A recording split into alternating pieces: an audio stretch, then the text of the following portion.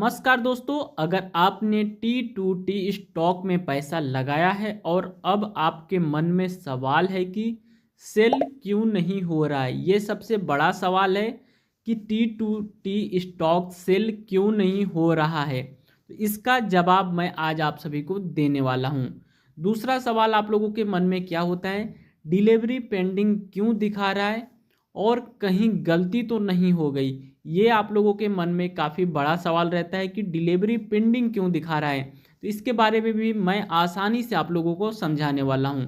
तो ये वीडियो आप लोगों के लिए बहुत ही ज़रूरी रहने वाली है। T2T सीरीज के पार्ट 1, पार्ट 2 और पार्ट 3 में हमने रूल्स, सेलिंग प्रोसेस और कंपैरिजन को समझ लिया था। आज हम लोग बात करेंगे पार्ट 4 में T2T स्टॉक में की जाने वाली 5 सबसे बड़ी गलतियों के बारे में, जो खास तौर पर बिगिनर्स करते हैं और जिनकी वजह से उनका पैसा फंस जाता है। तो आज का ये सेशन काफ़ी इंपॉर्टेंट आप लोगों के लिए होने वाला है। तो वीडियो शुरू करने से पहले आप लोगों से ज़रूर कहना चाहूँगा कि चैनल को सब्सक्राइब करके बेल आइकन को प्रेस कर लीजिए। यदि वीडियो अच्छा लगता है तो लास्ट में जा करके आप लोग वीडियो को एक लाइक ज़रूर कर दीजिएगा। तो चलिए बात करते हैं सबसे पहले पॉइंट की, सेम डे सेल करने की कोशिश करना। सबसे जो ज़्यादा गलती किया जाता है बिगिनर्स के द्वारा वो होता है कि T2T स्टॉक को सेम डे बाई करते हैं फिर सेल करते हैं। तो दोस्तों इसको आप लोगों को बिल्कुल भी नहीं करना है। T2T स्टॉक में इंट्रा डे अलाउ नहीं होता है। फिर भी कई beginners same day buy sell करने की कोशिश करते हैं, जो कि सबसे बड़ी गलती है। तो यहाँ पर आप लोगों को मैं बता दूं कि T2T stock same day by करके आप लोग सेल नहीं कर पाएंगे। T2T में हमेशा डिलीवरी कंपलसरी होता है, यानी कि आप लोग बाई करते हैं तो उसकी डिलीवरी लेना कंपलसरी होता है। सेम डे पे आप लोग सेल नहीं कर पाएंगे। तो दोस्तों पहली गलती आप लोग ये बिल्कुल भी ना करिए।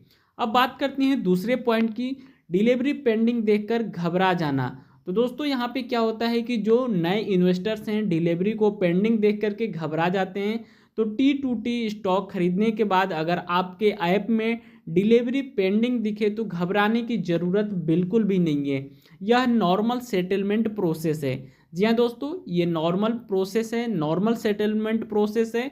सेटलमेंट कंप्लीट होने के बाद सेल ऑप्शन अपने आप आ जाता है। आप लोगों को यहाँ पे परेशान होने की बिल्कुल भी ज़रूरत नहीं है।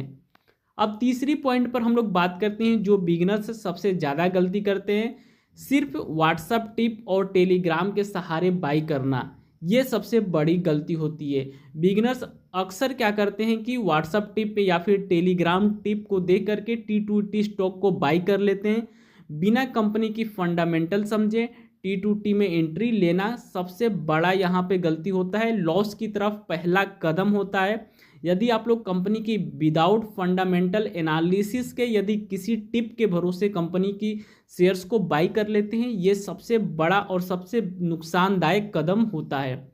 अब हम लोग बात करते हैं पॉइंट 4 में, लो वॉल्यूम और सर्किट वाले स्टॉक में फंसना। यहाँ पे क्या होता है, जिन T2T स्टॉक्स में वॉल्यूम बहुत कम होता है, डेली अपर लोअर सर्किट लग रहा हो, ऐसे स्टॉक में एग्जिट लेना मुश्किल हो जाता है और लोग यहाँ पे बाई करके फंस जाते हैं।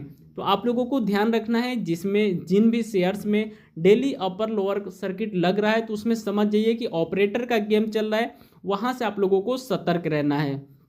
अब हम लोग पॉइंट 5 में बात करेंगे, एग्जिट प्लान के बिना एंट्री लेना। ये सबसे बड़ा इंपॉर्टेंट पॉइंट है, जिसमें क्या होता है बिगिनर्स क्या करते हैं, कुछ बिना सोचे समझे केवल बस शेयर्स को बाई कर लेते हैं।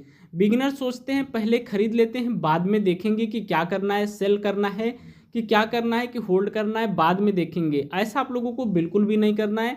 पहले आप लोगों का प्लान क्लियर होना चाहिए। लेकिन T2T स्टॉक में एग्जिट प्लान पहले होना चाहिए, वरना पैनिक में गलत फैसला हो जाता है। क्योंकि डे बाई डे आप लोगों को अपर एंड लोअर सर्किट देखने को मिलेगा। मान लीजिए आपने 100 पर कोई शेयर्स खरीद लिया, डेली 10% की गिरावट हो रही है, 5% की गिरावट हो रही है, लगातार आप लोगों को लोअर सर्किट देखने को मिल रही है। ऐसे सिचुएशन में आप लोग पैनिक हो करके एग्जिट कर देंगे और यहाँ पे आप लोगों को लॉस का सामना करना पड़ जाएगा। तो इसलिए आप लोगों को क्या करना है, सबसे पहले फंडामेंटल्स एनालिसिस आप लोगों को करना है और कंपनी की फ्यूचर पर डिसाइड करना है कि कंपनी आखिर फ्यूचर ओरिएंटेड बिजनेस कर रही है कि नहीं कर रही है। इन सारी चीज़ों को एनालिसिस करके ही आप लोग अपना डिसीजन बनाएं। पहले से फिक्स रखें कि लॉन्ग टर्म के लिए यदि जाना है तो जाना है, ऐसा आप लोग डिसीजन बना करके ही आगे बढ़िए तो ज़्यादा सेफ रहेगा। अब हम लोग बात करें T2T स्टॉक गलत नहीं है। मैं हमेशा से यही कहा हूँ कि T2T स्टॉक गलत नहीं है, लेकिन बिना नॉलेज के डेंजरस हो सकते हैं। आप लोगों को अच्छे से नॉलेज लेना है, फिर T2T स्टॉक के अंदर जाना है। अगर आप बिगिनर हैं तो पहले नॉर्मल डिलीवरी सीखिए, रूल्स समझिए और फिर T2T स्टॉक्स में एंट्री लीजिए। ये काफ़ी इंपॉर्टेंट होता है, आप लोगों को मैं हमेशा बताता हूँ। अगर यह पार्ट 4 आपको हेल्पफुल लगा हो तो वीडियो को लाइक ज़रूर करिएगा और कमेंट बॉक्स में ज़रूर लिखिएगा कि वीडियो आप लोगों को कैसा लगा। और ऐसे ही टॉपिक पे आप लोगों को वीडियो मिलता रहेगा, उसके लिए चैनल को सब्सक्राइब करके बेल आइकन को प्रेस कर लीजिए।